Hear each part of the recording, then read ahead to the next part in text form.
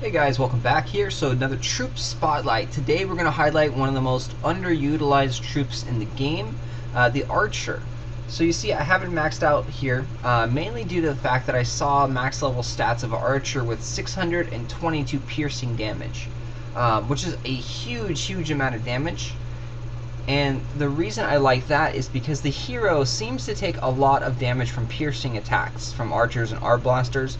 That's the only unit in the game that we don't know the weakness of is the hero. So we don't know how resistant he is to certain things or how weak he is to certain things.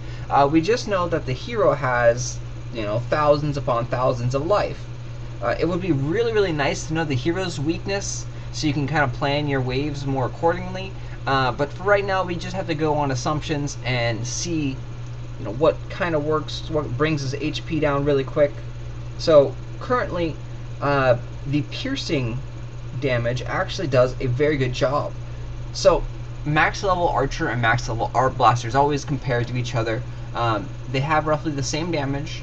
The Arc Blaster is a little bit more HP, about 1800, 1700, but the Arc Blaster costs 4 points.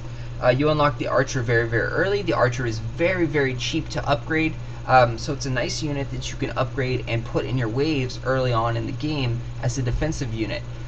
And it works really well for the first, I'd say, probably 20 levels or so. 20 king levels, that is. And that's because the attackers, they don't have access to sword rain. Once the attackers start getting sword rain, the HP on the archer start to kind of get in question there. It does have 50% resistance to piercing, so it will take less damage from the sword rain, but still most likely the archer will die in one sword rain, which makes them useless. Granted, in the lower levels there, if you actually level up your sword rain, all the knights die, all the archers die, all the frosters die, and most of the time even the pyromancers die in one hit to the sword rain, so it's not really that big of a con.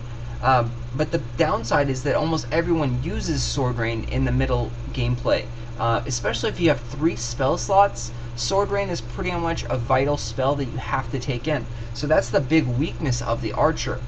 If the Archers actually did get a little bit more HP, or had a little bit more piercing resistance, they would be a beast in the lower levels, because of how much damage they can output, and the fact that the heroes don't have that much HP in the lower levels.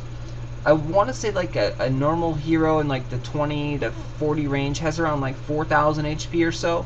So you can see if the Archer does 300 or 400 damage a shot, which, it does start to grow once you get it up to level 7 or level 6. And it will do a good amount of damage. And if you bunch them up together and they're very cheap, 2 points. So you can put a whole bunch of them in your waves for very cheap upgrades on your waves, because I believe getting your wave up to level like 5 or level 6, where you get 10 points, and then the next one's level is 13 points. That's only costs like 250,000 gold, so it's very easy to upgrade your waves to have 10 or 13 points, and then you can put in a couple archers in each of your waves. Those archers will do a good amount of damage to the hero.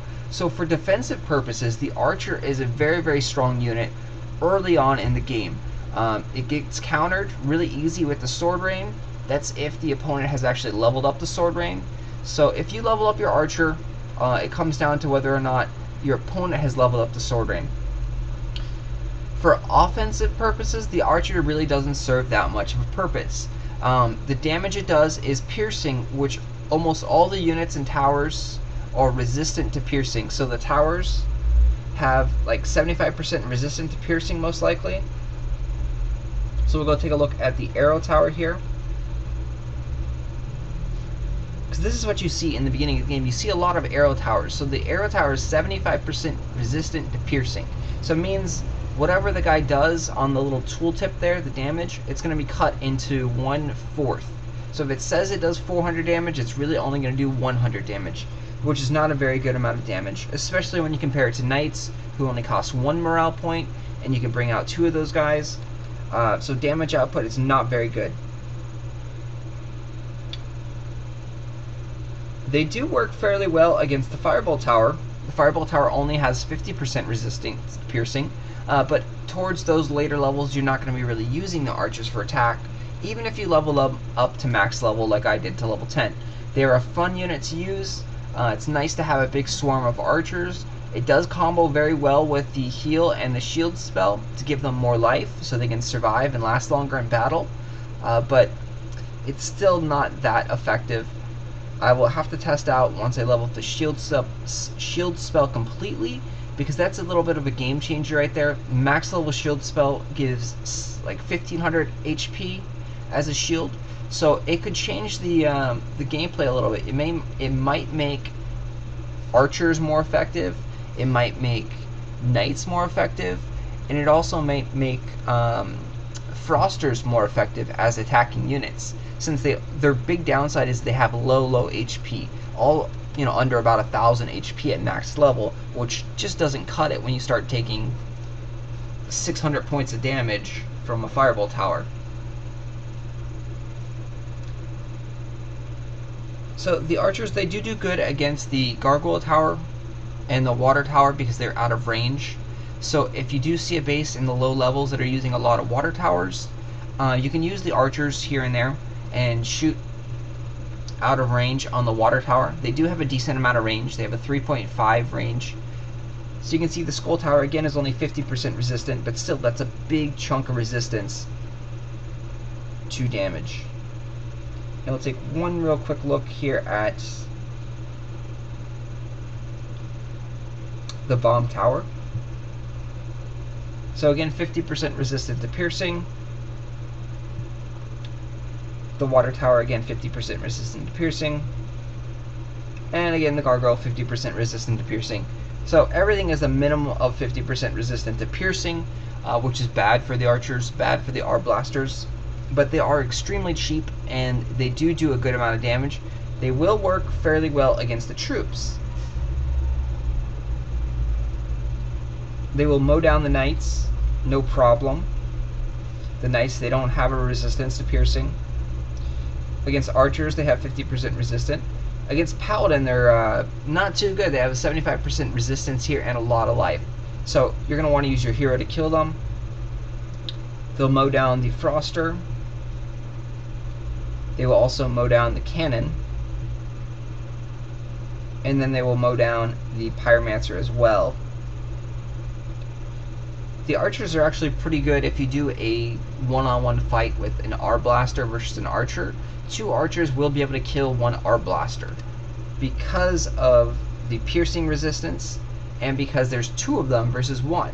So if you compare an actual fair fight with one Arblaster and two archers and put them in a battle, you have one Arblaster in your wave, you have two archers coming out of your tents, no towers around, the two Arblasters will be able to kill, or two archers will be able to kill the Arblaster, even though the Arblaster has a longer range and can hit them before they can even hit the Arblaster. Again, the mortar is resistant to piercing, and it can actually soak up a lot of range damage. So we'll go take a look at the archers here. Like I said, they're not very effective in the higher levels. You kind of weed them out. They're more of a lower to mid-tier unit, and it's really for defensive purposes. They do have a small amount of use in the beginning of the game against the frost towers or the water towers. And if you are going to use archers, you most likely want to have a tank unit up in front to guard the archers. So we're bringing out some paladins here. We're not going to get too far on my base. My base is really strong. So you can see here that they're going to get eaten alive pretty quickly. So you want to bring out, say, a couple of paladins, and then now bring out your archers. And then it works well like that because you can use a heal spell on the paladins, or say a shield spell on the paladins, and then the archers are sitting behind the paladins and kind of doing the work. You see, I use a lot of archers still in my defensive waves because I don't have that many points, and you'll notice here we have 5 archers right there, and they do a decent chunk of damage to the hero. And by the time I get over here, my hero is already dead now with all these units, all these, ranged DPS attacking my hero. So you can see that's more of the defensive purposes of the archer. And later on in the game, you will be putting in Arblasters instead, but and in my opinion, until you reach around 30 wave points, you want to put archers in there for the DPS for trying to kill the hero, because the archers only cost 2 points. The 4 points that it costs to put an R blaster in there is really costly, because you do want to have mortar, you do want to have froster, and you do want to have pyromancer in each of your waves, in my opinion. So you eat up a lot of your wave points right there. That's 5 for the mortar, that is 4 for the pyromancer, and that's 3 for the froster. So you're already looking at 12 points eaten up, and currently I only have around 22 points in each of my waves, so I still only have 10 points left. And you do want to add some paladins here and there, you know, possibly some other units, maybe, you know, maybe a knight or so. Knights aren't really that effective, but they do have the speed.